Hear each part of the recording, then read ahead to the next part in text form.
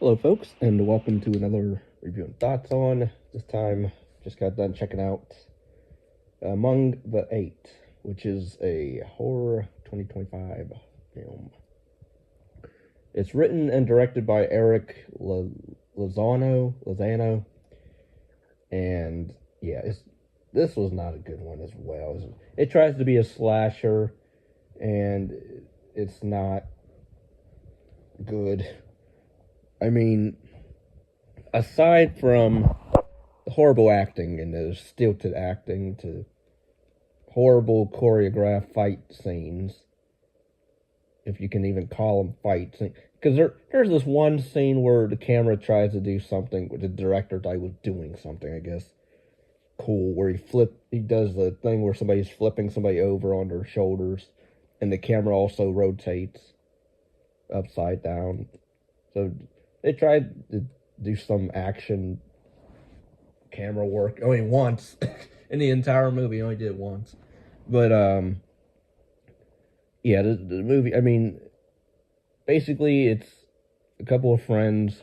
After I guess two of them are married, they get married in the reception, and so after the party or after the wedding,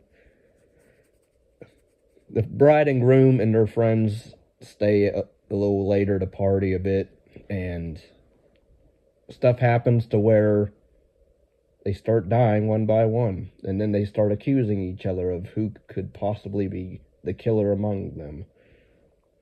And yeah, that's basically it. There is they try to add drama between the characters, such as cheating and, regrets of letting so and so go, or breaking up with so and so. And then the ending I thought was just ridiculous. I mean, seriously ridiculous. I didn't understand what it was trying to do by the end, let alone what was the meaning of, or what was the this movie.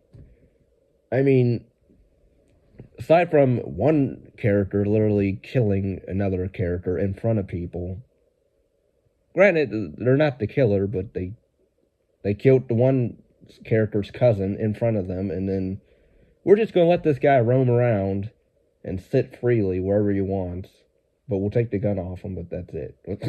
Like, they don't tie him up, they don't do any of that. So, and then he dies, lame kills in this as well. One person gets thrown off the balcony, even though we don't see it. We just see the aftermath. Oh, they're dead on the floor, or somebody gets drowned, or shot. A lot of gunplay in this, or not even a lot, but very generic gunshot to the stomach area, or even to the head, as if they're zombies.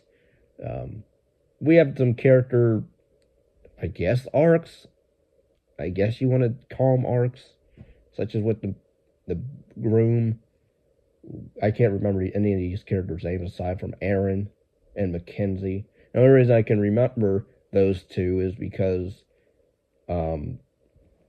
one, the Aaron chick is the chick that got married to the one guy who's wedding the she's the redhead, and Mackenzie, I believe, is the best friend who was seeing behind Aaron's back her husband.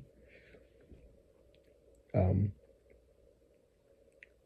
then we have the husband's sister, he is adopted by her and her parents. And then she dies at the end. Very anticlimactic with her whole gist of, because they try to do a thing, they try to red herring you, or, oh, she's siding with Aaron, who you find out is the killer, because she wants revenge for him cheating on her, I guess. So she decides to just kill everybody, including, well, she was going to frame him, basically. But I'm like, you went through all this And, like, what would... Okay. So, some of the writing is questionable. I would just say that. I was not a fan of... Again, the acting is stilted to horrendous and not good at all.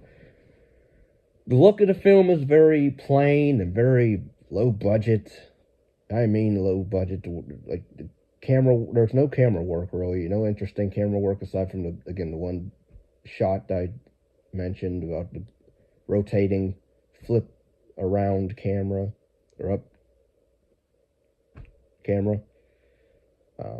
Even the fight scene between the husband and the black guy, who I can't remember his name, and the Mexican guy, who I also can't remember his name.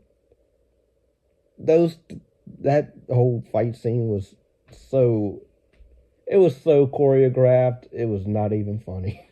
Like, you can clearly see them holding back punches, or literally the guy lets him pick him up as if it's WWE, and he's about to do an attitude adjustment to him, which I think he does at one point. But yeah, this movie, just horrible. It's all shot in one location, which was, whatever. Because they get trapped. I forgot to mention, the reason they're all there also, they can't go or leave when this is all happening, is because they're stuck, because there's like a dangerous blizzard outside, so.